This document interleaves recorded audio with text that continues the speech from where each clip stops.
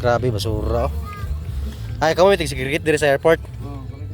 Taga-gabi gyud taga-gabi. Grabe bay.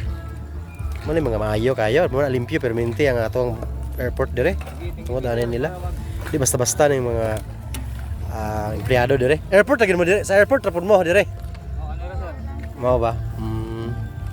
Pero kaning mga plastic ilain ni cigarette, mabaligya mo po di ba? Mga plastic. Dali mo ko automatic na.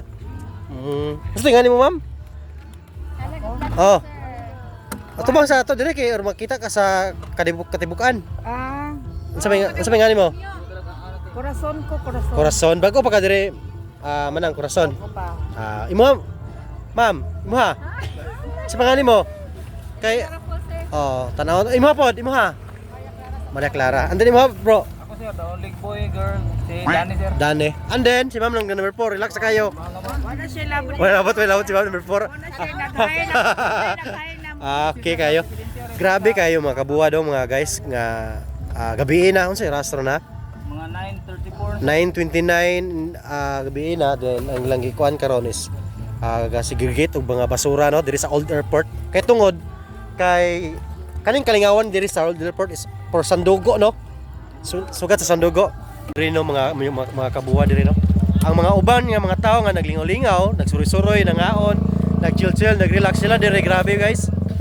Kayod sapi gid gabing dako ngita pag sapi grabe ha bay di basta-basta bay. Na tanawa. Na tanawa na. Bro, si bro gilahi ang plastic. Then mga silupin lahi mga silupin. Alas 9 sa gabi 9:30 and then trabaho sa lahat dire kay makita nimo sa adlawan dire yung mga kagbuad limpyo hapsay ang Old Airport tungod ani nila. Saludo kay tanila ni.